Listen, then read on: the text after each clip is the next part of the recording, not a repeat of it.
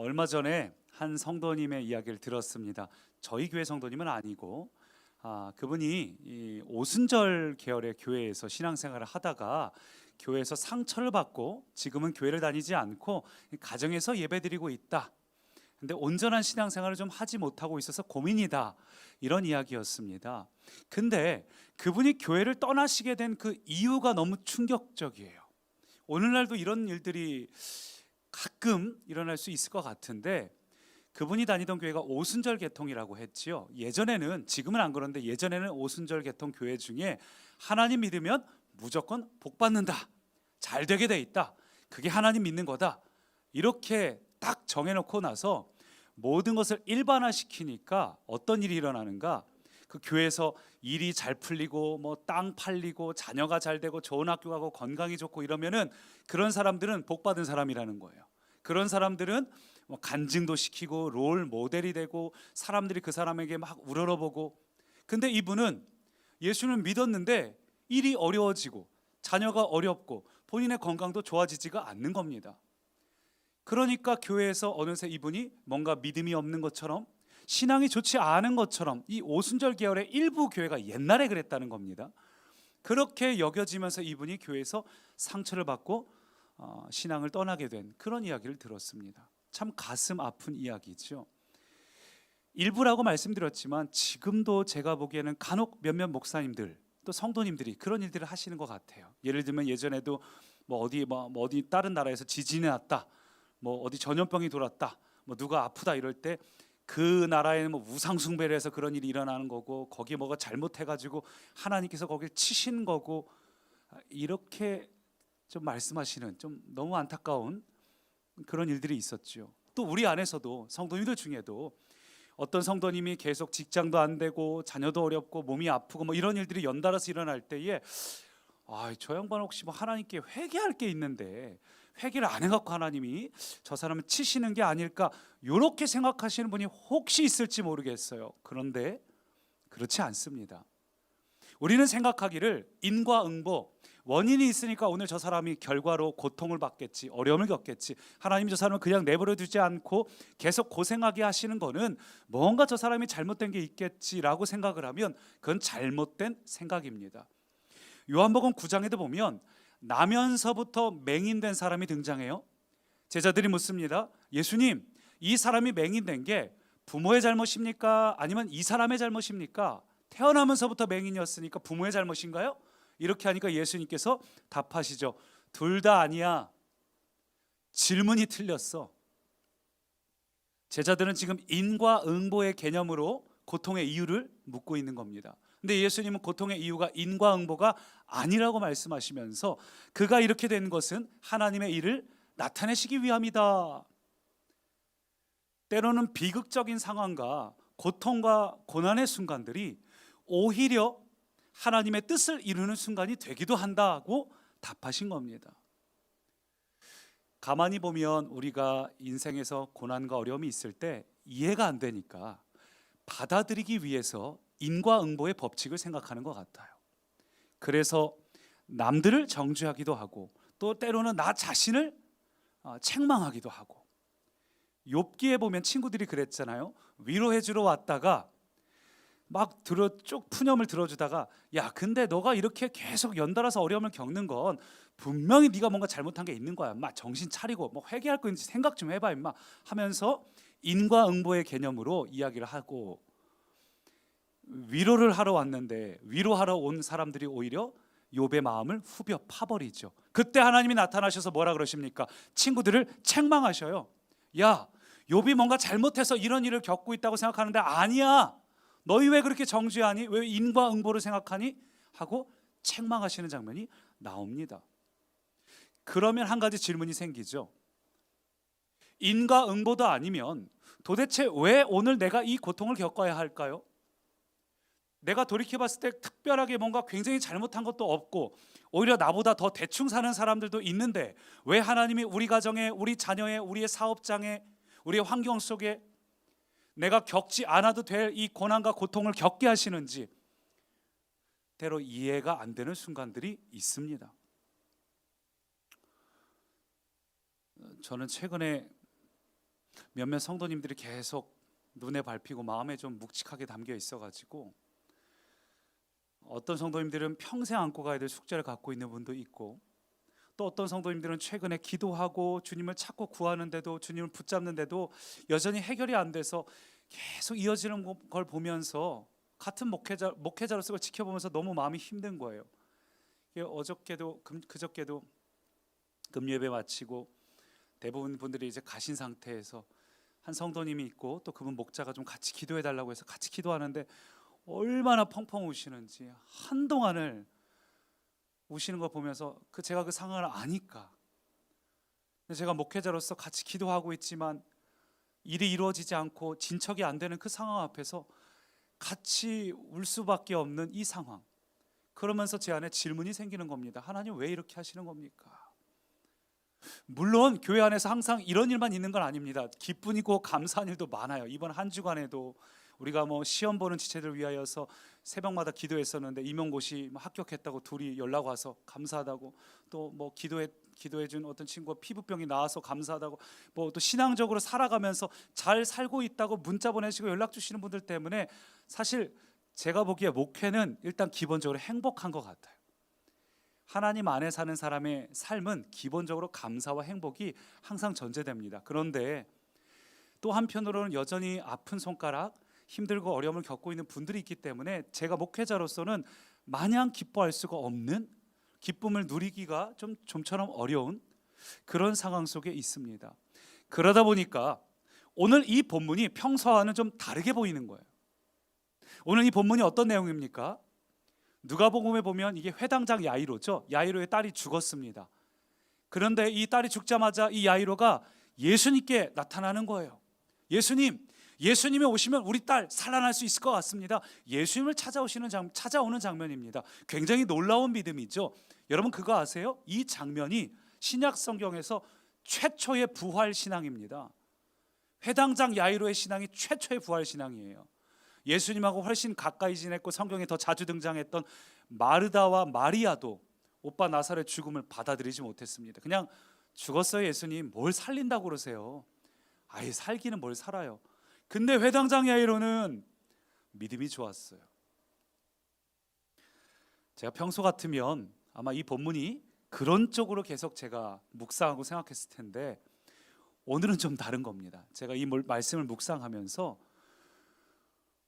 아니 주님, 이 본문에 있는 회당장 야이로처럼 절박한 순간에 모든 걸 포기하고 주님 앞에 나가서 주님을 붙잡는 사람이 있지요. 회당장 야이로처럼 죽음이라는 극단적인 극한의 상황에서도 끝까지 포기하지 않고 주님께 절박함으로, 간절함으로, 치열함으로, 믿음으로 기도하는 사람들 있지요. 근데 왜 야이로의 딸은 살려주시고 왜 우리 사랑하는 성도님들의 상황은 그냥 내버려 두십니까? 너무 속상한 거예요. 이 말씀을 보면서 우리 안에 정말 기도를 했는데도 안 되는 이들이 있잖아요.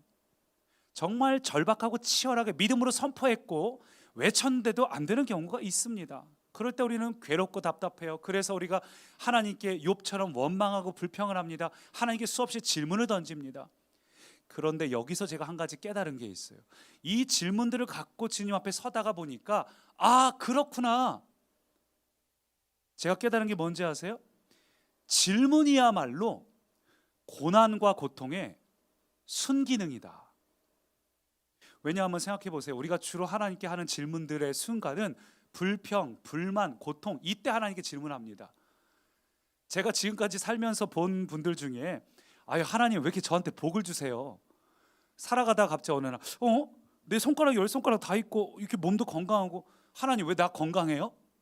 하나님께 이렇게 질문하는 사람은 본 적이 별로 없어요. 하나님 저 뭐 하라고 이렇게 건강을 주셨어요? 하나님 저 뭐 하라고 이렇게 뭘 주신 건가요? 어느 날 문득 우리의 삶을 돌이켜보면서 풍족하고 풍성한 걸 보고 그것으로 하나님 뭐 할까요? 라고 질문하는 것은 거의 드뭅니다.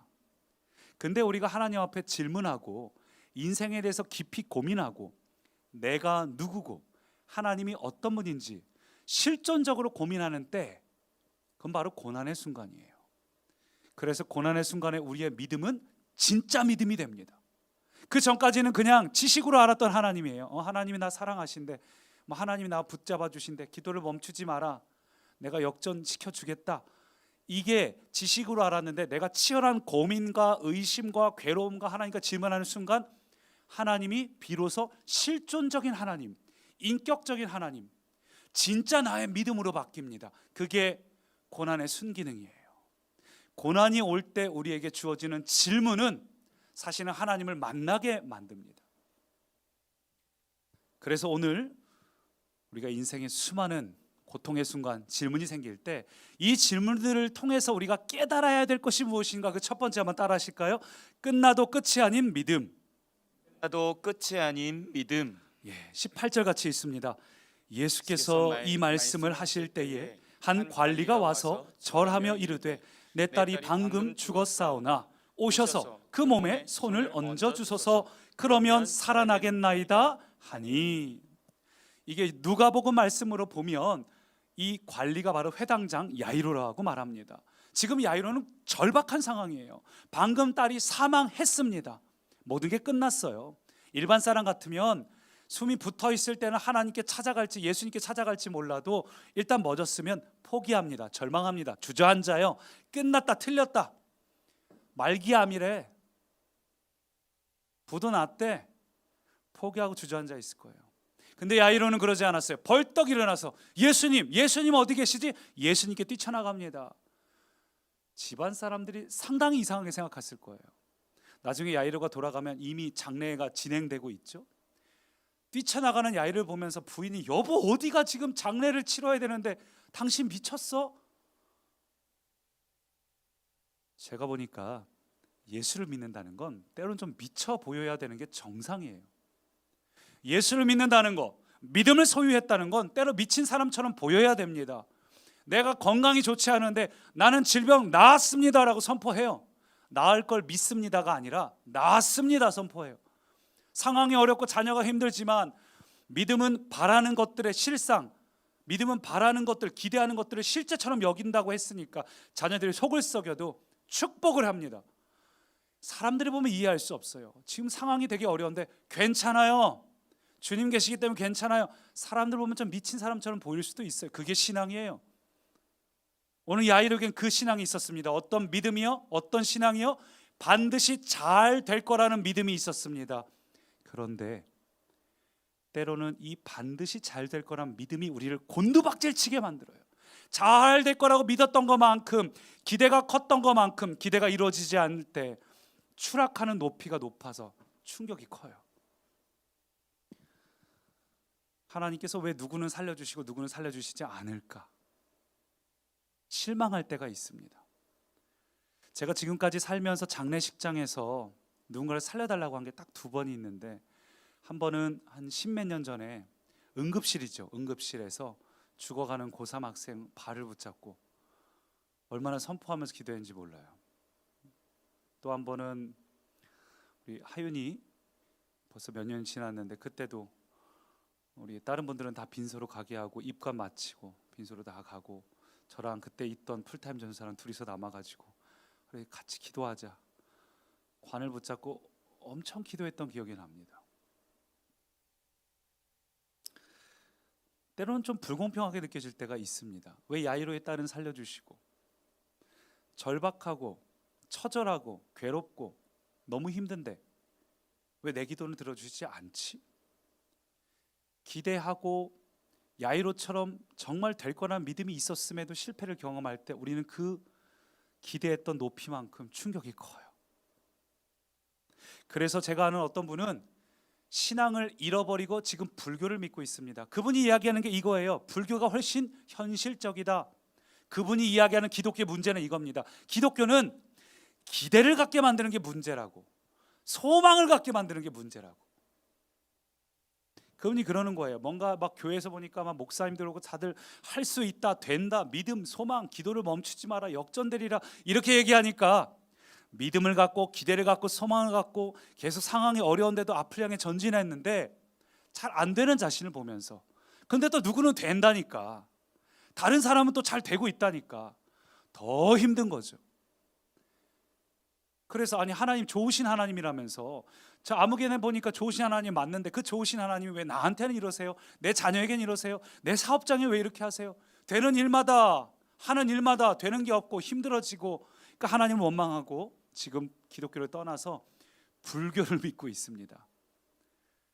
불교가 현실적이라는 겁니다. 근데 그 말도 맞아요. 불교는 정말 현실적입니다. 한번 예를 들어 볼까요? 불교의 자바한경의 구단미경의 45장을 보면 이런 장면이 나옵니다. 과부가 있고 외동아들이 있는데 외동아들이 죽었어요. 과부가 부처님을 찾아갑니다. 내 아들 좀 살려주십시오. 부처가 이야기해요. 이 동네를 다니면서 죽은 이가 없는 집이 있다면 그 집마다 겨자씨를 하나씩 받아오라. 그럼 너희 손에 든 그 겨자씨를 보고 내가 네 아들 고쳐주겠다, 살려주겠다. 하루 종일 돌아다니다가 결국은 빈손으로 오겠죠. 부처님 물어봐요. 왜 빈손으로 왔냐? 그 여인이 답을 합니다. 돌아다녀 봤는데 죽은 집이 없는 집은 한 집도 없더이다. 뭘 느꼈냐? 뭘 깨달았냐? 죽음은 필연적인 걸 깨달았습니다. 그리고 이 여인이 죽음은 어쩔 수 없는 거구나, 누구나 경험하는 거구나 깨닫고 나니까 비로소 고통이 경감이 돼서 자신이 더 큰 깨달음을 얻기 위해 귀의했다는 그 이야기가 나와요. 여러분, 불교는 바로 이런 이야기입니다. 불교는 굉장히 현실적이고 사색적이에요. 인생의 고통과 고난의 순간에 누구나 다 경험하는 거지 뭐 할 수 없지만 웃고 털고 넘어가자. 그래서 법륜스님의 영상이 인기가 많은 거죠. 보신 분들은 아시겠지만 재밌어요. 수많은 질문들을 갖고 오지만 질문들이 사실은 별거 아니에요. 왜냐하면 뭐 사는데 뭐 다 죽는 거지 뭐 어쩔 수 있어? 받아들여야지 뭐 어쩌겠어. 품고 있으면 힘든 건 너야. 뭐 이런 얘기를 하면서 툭툭툭 넘어가다 보니까 불교는 굉장히 단순합니다. 명확해요. 답이 분명합니다. 매력이 있어요. 죽으면 어쩔 수 없는 거지 뭐. 힘들어? 할 수 없어. 그러나 다음 생애에서는 너에게 큰 기쁨의 삶을 살 수 있을 거야. 다음 생에 이야기하고. 너무 명확하죠. 근데 기독교는 어떻습니까? 기독교는 뭐 삶이 원래 고달픈 거야, 죽으면 어쩔 수 없는 거야, 이런 얘기를 하는 게 아니라 오늘 본문을 보십시오. 예수님 어떻게 하셨어요? 회당장 딸이 죽었다니까 그래? 가자! 가가지고 달리다 끔 딱 살아내버린 죽은 아이를 살려버리시는 거예요. 그러니까 기독교를 보면 어떤 생각이 들겠습니까? 기대가 되는 거죠. 예수님, 달리다 끔 하신 예수님, 우리 문제도 살려주세요. 우리 자녀도 살려주세요. 이 상황도 살려주세요. 불교랑 기독교랑 이렇게 달라요. 기독교를 믿으면 무언가 기대하고 소망을 갖고 하나님께서 바꾸실 것들을 기대하고, 그런데 때로는 희망 고문이라고 하죠. 기대했던 것만큼 추락하면서 우리는 쓰러지고 괴롭습니다. 그래서 욥처럼 하나님께 질문하고 따지고 원망하고 불평합니다. 도대체 왜 그러시는 거예요? 오늘 말씀 제목이 새로운 인생의 질문인데 오늘 이 시간 우리가 질문 한번 바꿔보면 좋겠습니다. 그동안 우리가 하나님 대체 왜 이러시는 거예요? 라고 질문을 했고 따졌다면 오늘은 이 시간 우리가 기적을 구하기 전에, 새로운 일들을 구하기 전에, 그런데 예수님은 왜 이 기적을 행하실까? 예수님께서 기적을 행하시는 이유와 목적이 뭘까? 한번 우리의 질문을 바꿔보면 좋겠습니다. 예를 들어서 오병이어의 기적을 생각해 보세요. 예수님께서 오늘 배고픈 백성들에게 떡을 주셨습니다. 내일이면 백성들이 배가 고파질까요? 안 고플까요? 고파지겠죠. 내일은 또 내일의 떡이 필요할 겁니다. 근데 예수님은 왜 떡을 먹으셨을까요? 불교였다면 오늘 굶주린 백성들에게 인생은 그런 거야, 불교를 비하하는 거 아닙니다. 인생이란 원래 그런 거야, 힘든 거야 라고 넘어갈 수 있을 텐데 오늘 떡을 먹이시는 바람에 이만큼 기대했는데 내일 떡 안 주시면 어떡할 거냐고요. 우리는 대부분 이러고 살아가요. 주님, 어저께는 이렇게 행하시고 왜 오늘 나한테 이거 안 하세요? 아 진짜 섭섭해요. 실망해요. 아니 오늘도 주실 줄 알았는데. 가만 보니까 우리는 떡만 보고 있어요. 기적만 바래요. 주님이 왜 기적을 행하셨는지 목적은 몰라요. 떡만 보고 있습니다. 백성들도 그랬잖아요. 어제 떡 먹었어요. 그러니 내일 떡도 걱정하지 말고 예수님을 우리의 왕으로 삼자. 이게 우리가 하나님을 믿는 방법입니다. 근데 예수님께서 왜 떡을 주셨을까요?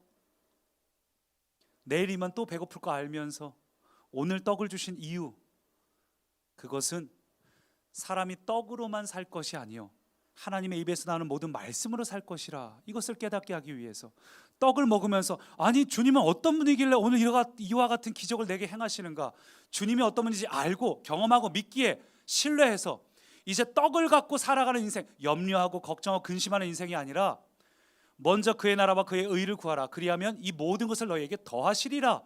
이 하나님을 깨닫고 떡을 위해 살아가는 자가 아니라, 일생을 위해 살아가는 자가 아니라 하나님의 말씀을 이루며 살아가는 자, 그런 삶을 살라고, 청지기 인생으로 흘려보내는 삶을 살라고 주님이 우리에게 기적을 행하시는 겁니다.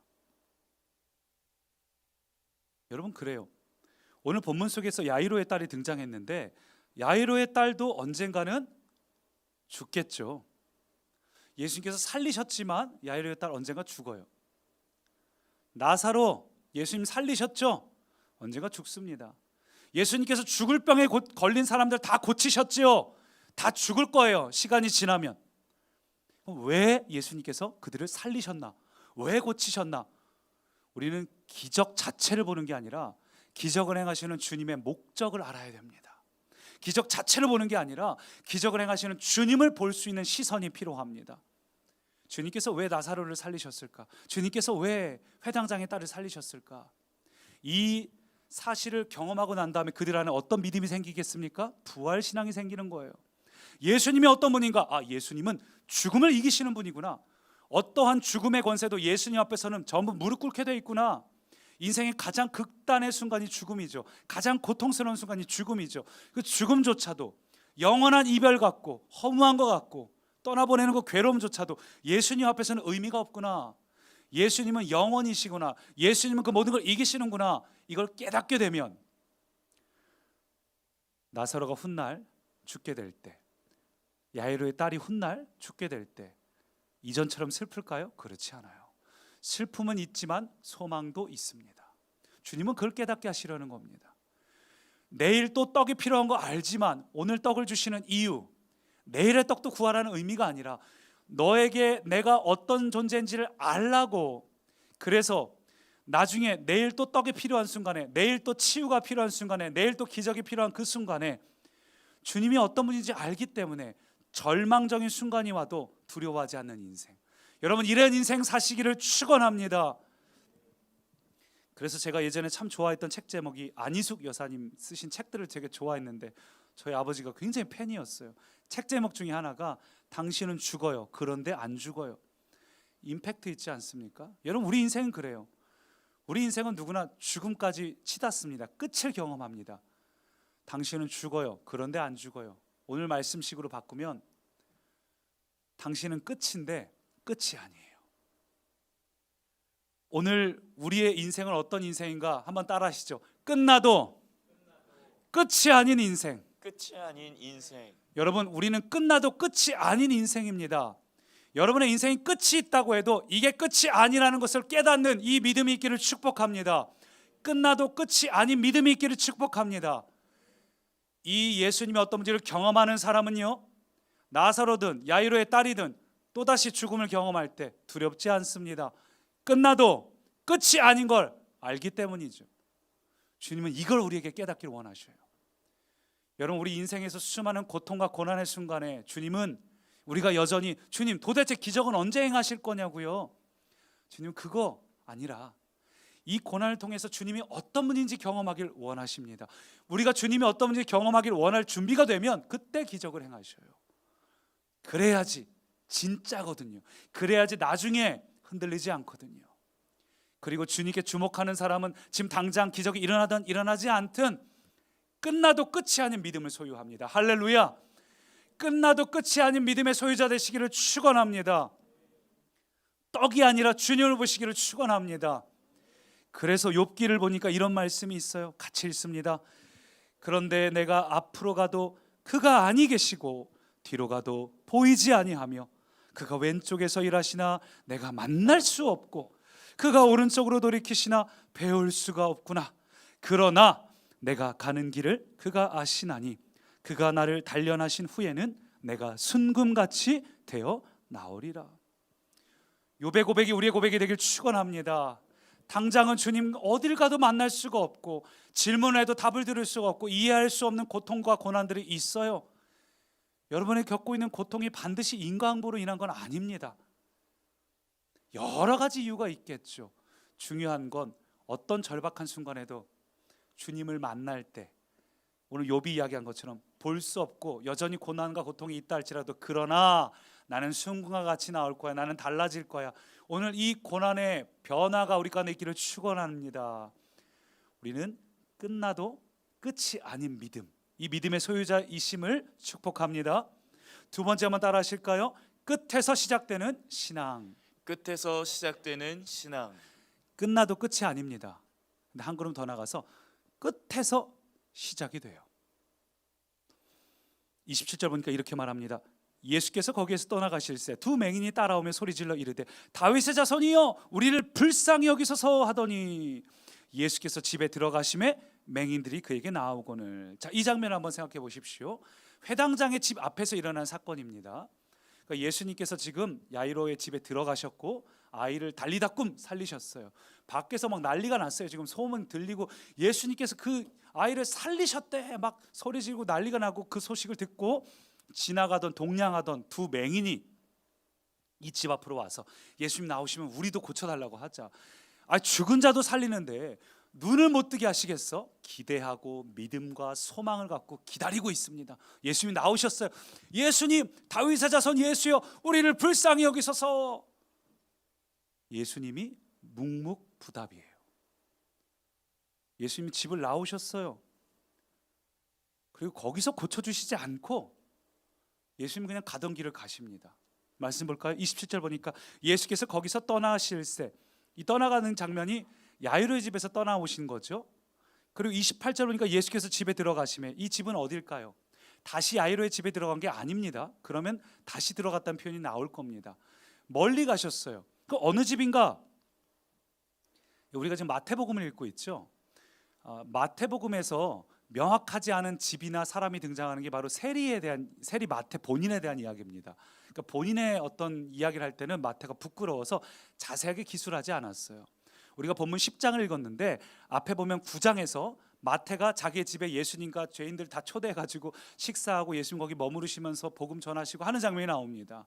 예수님께서 지금 회당장 야이로의 집에 가서 고치신 다음에 누구의 집으로 가신 거예요? 마태의 집으로 간 거예요. 이 실제로 이스라엘 가보면 거리가 상당합니다. 그러니 한번 상상해 보십시오. 지금 예수님께서 마태의 집에 들어갈 때 그때까지 맹인들이 쫓아왔어요.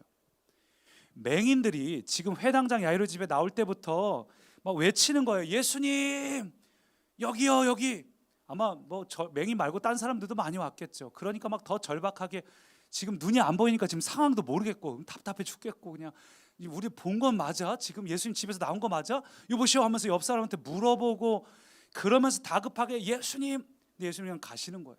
예수님 가신다고 막 주변에서 이야기하니까 눈은 안 보이고 답답해 죽겠고 혹시 놓칠세라 막 쫓아가면서 예수님 더 크게 외치는 그 장면입니다. 근데 예수님은 끝끝내 묵묵부답. 그냥 눈은 안 보이고 답답해 죽겠고 상황 어떻게 된 건지 모르겠고 예수님이 듣긴 들으신 것 같은데 왜 가시는지 이유도 알 수 없고, 차라리 뒤돌아보시고서 좀 한적한 곳에 가면 고쳐줄게 라든지 아무 말씀 안 하셔요. 인생을 살다 보면 이 답답함이 우리를 힘들게 합니다. 예수님의 침묵. 지금 내가 너무 힘든데 차라리 주님께서 딱 나타나셔서 야, 딱 6년만 기다려 이렇게 얘기하시거나, 너희 아이가 사춘기 지나면 괜찮아질 거야 이 얘기를 해주시거나, 아니면 아예 그냥 틀렸어 포기해 이렇게 해주시거나, 우리가 기대를 안고 기도를 하는데 때로는 주님께서 어떠한 응답도 말씀도 사인도 주시지 않아서 너무 괴롭고 답답할 때가 있습니다. 언제까지 기다려야 되는지, 도대체 언제까지 내가 참아야 되는지, 내가 언제까지 견뎌야 되는지 모른 채로 그냥 예수님을 쫓아가다 보니까 지쳐요. 포기하고 싶어요. 온갖 의심이 생깁니다. 고민이 생깁니다. 그만둘까? 여기서 멈출까? 예수님은 날 생각하지 않나 보다. 제가 맹인이었다면요 예수님 원망했을 겁니다. 예수님은 회당장은 고쳐주시네. 회당장이라. 정말 교회 안에 그런 분들이 있어요. 예수님은 교회에서 열심히 봉사하고 충성한 사람은 고쳐주시는데 우리는 안 하나 보다 라든지, 혹은 반대로 내가 그래서 뭔가 문제를 해결받기 위해서 교회에서 뭔가 내가 노력하고 행하려고 하시는 분, 반대로 거래하려고 하시는 분, 해당장이니까 고쳐주시나 보다 이 생각을 갖고 내가 주님 앞에 뭔가 이렇게 헌신하면, 뭔가를 드리면 그럼 내 문제를 해결해 주실까?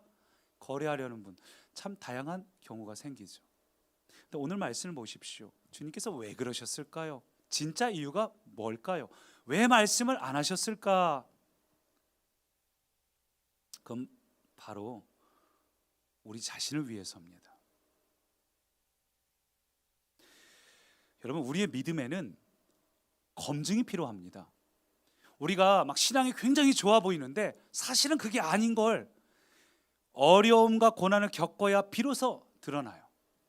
제가 신학생 때 20대 초반에 신앙 좋은 줄 알았어요. 제 폐 날아가기 전까지는 저 믿음 좋은 줄 알았어요. 근데 딱 폐가 없어지고 나니까 온갖 원망과 분노와 그렇게 소리 지르면서 하나님께 제가 분노를 하루 이틀도 아니고 일주일 동안, 제가 정말 체력이 안 되고 막 수술 직후인데도, 여러분 믿음이 좋은 줄 아는데 막상 고난과 고통의 순간에 하나님이 묵묵부답하시고 응답도 없고 이유도 모르겠고 왜 내가 이런 어려움을 겪는지 말씀도 안 하시고, 그 순간 우리가 진짜 믿음이 뭔지가 여실히 드러납니다. 아까 욥기 표현대로 하자면 우리의 믿음 안에 불순물이 없는 줄 알았어요. 순금인 줄 알았습니다. 근데 막 휘저어대니까 풀무불이 끓어올라갖고 안에서 부글부글 끓어오르기 시작하니까 불순물이 떠오릅니다. 주님이 이걸 제거하기 위해서 때로는 우리에게 고난을 허용하십니다. 허락이 아니에요. 주님이 기뻐하시면서 너 받아라 이게 아니라 허용. 마음 아프시죠? 근데 기다리시는 거예요. 주님이 우리의 말을 안 듣는 것도 아닙니다. 우리의 기도를 못 듣는 분도 아닙니다. 주님 우리의 기도를 들으시되 기다리시는 중입니다. 불순물이 더 떠오를 때까지, 그 불순물이 불에 탈 때까지. 굉장히 힘든 작업이죠. 그렇지만 풀무불에 단련해야 비로소 내 믿음이 진짜라는 사실을 알 수가 있어요. 우리가 마치 인생에서도 인생 큰 실패를 경험한 사람이 딱 깨닫는 게 있잖아요. 이게 정말 중요한 가치구나. 깨닫는 순간들이 있잖아요. 그거는 옆에서 백날 가르쳐줘도 소용없어요. 그렇죠? 우리 어른들 자녀들 키우다 보면 백날 얘기해도 소용없어요. 본인이 겪어야지 비로소 진짜 내 것이 됩니다. 주님은 그러기 위해서 때로 일부러 그렇게 하셔요. 신앙생활도 많은 분들이 그렇습니다. 신앙생활 초기에는 재밌어요. 행복합니다. 그리고 대부분이 자기의 노력과 자기의 열심으로 합니다. 자기의 공로로 합니다. 그러다가 어느 순간 딱 내가 아무것도 할 수 없는 시점이 찾아와요. 바닥을 탁 칩니다. 그때 진짜 예수님을 만나요. 저도, 많은 분들도 다 그러셨겠지만 딱 인생의 바닥을 치는 순간, 정말 내가 마이너스, 완전히 바닥에 딱 닿는 순간, 그때 그 순간 성령님이 바로 그 순간 역사하시기 시작해요. 바로 그 순간 하나님이 누구인지를 비로소 경험하기 시작해요. 그래서 신앙이란 무엇인가 한번 따라 하시죠. 끝에서 시작돼야 신앙이다. 신앙은요, 끝에서 시작돼야 진짜 신앙입니다. 아까 우리가 일대제에서 끝나도 끝이 아니다. 맞아요. 끝나도 끝이 아닙니다. 뿐만 아니라 끝에서 시작되는 게 진짜 신앙입니다. 우리가 끝까지 가보고 바닥을 쳐봐야 때로는 그게 진짜 내 신앙이 될 때가 있어요. 요즘 한국 교회가 코로나로 다 어려운 시기를 보내고 있죠. 근데 어떻게 보면 참 감사한 일이에요. 우리가 그동안 하나님 잘 믿는 줄 알았어요. 세계 선교사 파송 2위라고 이야기하고 어딜 가든지 십자가 이렇게 많은 나라가 어디 있습니까? 근데 신앙 수준은 엉망진창이에요. 금방 드러났잖아요. 지금 기독교를 지지해 주는 사람이 몇이나 됩니까? 대부분이 비난해요. 왜죠? 기독교의 실제 모습은 그거밖에 안 됐거든요. 교회는 많지만 삶의 자리에서 삶으로 살아내는 그리스도인, 일주일 내내 교회로 살아가는 성도는 별로 없었기 때문에 주님께서 우리에게 일부러 코로나라는 이 시기를 통해서 우리 한국 교회의 체질을 변화시키고 계십니다. 전 세계 모든 교회들을. 오늘 그 관점으로 한번 이 말씀을 보십시오. 예수님께서 이 맹인들을 그냥 놔두신 이유가 뭘까요? 맹인들이 쫓아오면서 예수님 앞에서 외쳐도 몇 시간을 부르짖었어요. 남들은 보이기라도 하지 나는 보이지 않아서 쫓아가면서 몇 번이나 그만둘까? 포기할까? 안 들으시는 것 같은데, 못 들으신 척하는 것 같은데, 회당장만 고쳐주시는 것 같은데, 수많은 의심, 고민, 유혹. 여러분, 근데 그게 진짜 믿음을 낳습니다.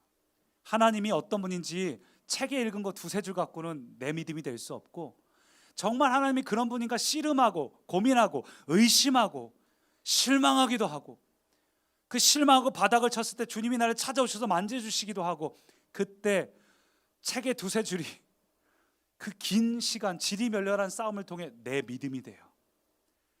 하나님이 비로소 진짜 하나님이 되고 인격의 하나님이 되고 실존하시는 하나님이 되고, 그래서 주님은 때로 우리에게 의심하도록 기다려 주십니다. 고민하도록 두십니다. 여러분, 의심과 고민이 결론이 항상 비극적이진 않아요. 오늘도 보십시오. 본문 보니까 28절, 예수께서 집에 들어가시면 맹인이 나와요. 예수님께서 말씀하십니다. 내가 능히 이 일 할 줄 믿느냐? 뭐라고 답해요? 지금까지 기다렸는데 된 것도 없고, 그래도 여기까지 왔으니까 한번 해주시죠. 이러지 않았습니다. 치열한 고민, 의심, 괴로움, 생각, 이것들이 오히려 그들의 믿음을 분명하게 만들었어요. 주여! 당연하죠. 예수님께서 웃으시면서 고쳐주시는 게 아니라 너희의 믿음대로 되라. 이것도 일부러 이렇게 말씀하신 거예요. 이들의 고민한 걸 아시니까. 오늘 주님이 여러분 고민하는 거 다 아십니다. 여러분 뭐 때문에 힘든지도 아시고요, 뭐 때문에 치열하게 싸우고 있는지도 아시고, 그리고 주님은 여러분이 그 믿음이 자라길 원하시고 너희의 믿음대로 되리라. 지금까지 부모님의 믿음으로, 배우자의 믿음으로 살아왔다면 너희의 믿음대로 되리라. 역전을 시켜주십니다. 할렐루야. 만약 예수님께서 이 두 사람 맹인이 집에서 나오자마자 딱 보고서 그 자리에서 딱 고쳐주셨다면 어떤 일이 일어났을까요? 맹인들의 믿음은 딱 그 수준에서 멈춥니다. 우리가 고민할 때마다, 어려움을 겪을 때마다, 조그마한 고난을 만날 때마다 더 깊어지기 전에 그 자리에서 바로 고쳐주셨다면 우리는 딱 고만한 수준의 믿음밖에 없어요. 그거보다 조금 넘는 파도가 밀려오면 금방 넘어집니다. 수시로 넘어질 거예요. 파도가 칠 때, 파도가 얕으면 바위에 부딪힐 때 소리가 시끄럽게 나죠. 철썩철썩거리고. 파도가 깊어지면 아무 소리도 들리지 않습니다. 주님은 우리의 믿음이 자라가기를 원하시는 거예요. 덮기를 원하시는 겁니다. 오늘 말씀을 마치면서 오늘 이 긴 과정, 지금 두 맹인처럼 쫓아가는 분들이 있다면 반드시 말씀드리고 싶은 게 있습니다. 여러분, 주님은 뒤돌아보셨을 겁니다. 속도를 늦추셨을 거예요. 맹인들이 앞이 안 보이니까 몰라서 그랬지, 그 긴 거리를요, 예수님이 가는데 맹인들이 그걸 쫓아올 수 있으니까 예수님께 빠른 걸음 가면 못 쫓아가요. 예수님은 느리게 가셨습니다. 맹인들이 혹시 놓치는 건 아닌가, 지쳐서 털썩 주저앉으면 그것도 기다려주고, 엉뚱한 길로 가면 기다려주고. 오늘 예수님은 그런 분임을 기억하십시오. 마태복음 11장은 이렇게 말합니다. 같이 읽을까요? 수고하고 무거운 짐진 자들아 다 내게로 오라. 내가 너희를 쉬게 하리라. 나는 마음이 온유하고 겸손하니 나의 멍에를 메고 내게 배우라. 그리하면 너희 마음이 쉼을 얻으리니 이는 내 멍에는 쉽고 내 짐은 가벼움이라. 수고하고 무거운 짐진 자들아 다 내게로 오라. 왔어요. 오니까 뭐라 그럽니까? 자, 멍에를 매잡구나 하고 멍에를 턱 매셔요. 아니, 멍에는 무거운 건데, 근데 주님 뭐라 그러세요? 이 멍에는 쉽고 가볍다. 여러분, 멍에가 뭔지 아세요? 소가 경작할 수 있는 도구를 뒤에 끌고 이제 소가 앞에서 가지 않습니까? 이스라엘에서 멍에는 언제나 2인 1조예요. 짝수입니다. 소 2마리당 하나가 항상 붙어 있어요. 생각해 보세요. 예를 들면 베세메스로 가는 소도 2마리였습니다. 엘리사를 딱 엘리야가 찾아갔을 때 엘리사도 짝수로 된 소들이 쭉 결의를 해서 끌고 가는데 한 마리가 홀수니까 엘리사가 그 사이에 껴가지고 소랑 같이 갈고 있어요. 이스라엘의 멍에는 언제나 2인 1조입니다. 그게 멍에예요. 주님께서 우리에게 멍에를 메라 하시죠. 주님, 나는 멍에 매고 싶지 않아요. 나는 고통 겪고 싶지 않아요. 나는 믿음이 자란다고 이런 어려움 나는 겪고 싶지 않아요. 아마 초신자라면 더 이런 말씀 듣고 혹시 부담 느낄지도 모르겠어요. 근데 주님의 멍에는 쉽고 가볍다고 말씀하십니다. 주님이 어떤 분인지 아는 사람에겐 별거 아니에요. 멍에를 맸을 때 내가 혼자 매려고 하면 힘듭니다. 근데 지금 주님이 같이 메고 계시잖아요. 할렐루야. 주님이 이 멍에를 같이 메고 계시면, 주님이 가신 대로 따라가면 사실은 주님이 다 짊어지셨습니다. 여러분이 지금 겪고 있는 십자가, 주님이 함께 짊어지고 계십니다. 여러분이 지금 어떤 고난과 고통에 있든지 혼자 갖고 있는 거 아닙니다. 그 고통의 자리에 언제나 주님이 함께 있음을 기억하십시오. 우리 그 마음으로 함께 이 찬양 고백합니다. 왜 슬퍼하느냐, 왜 걱정하느냐. 이 찬양 끝에 보면 이렇게 돼 있어요. 실망치 말고 나를 보아라. 나는 너의 하나님이다. 여러분, 우리가 기적을 바라보면 실망합니다. 그럼 주님은 뭐라 그러세요? 기적 바라보면서 실망하지 말고, 실망치 말고 나를 보아라. 주님을 보면 끝나도 끝이 아니고 끝에서 다시 시작할 수 있습니다. 우리 그 마음을 함께 이 찬양 고백합니다.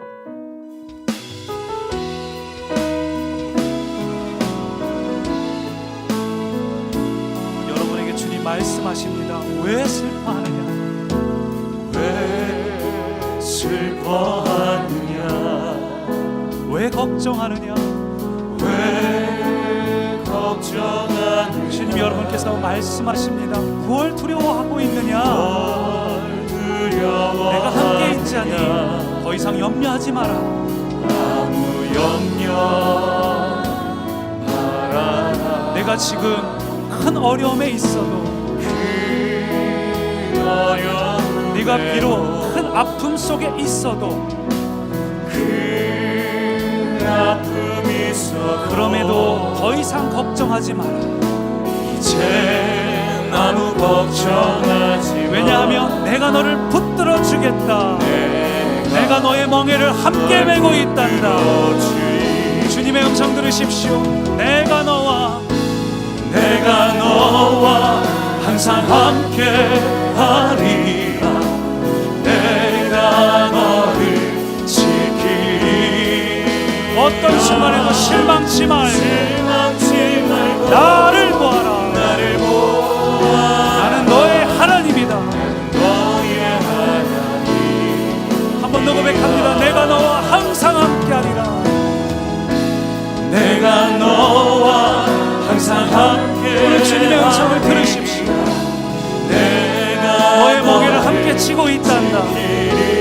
기적만 바라보며 실망하지 말고 이제는 나를 보거라. 나는 너의 하나님이다. 넌 이걸 깨닫게 될 거야. 너의 하나님이. 여러분, 이 마음을 함께 기도합니다.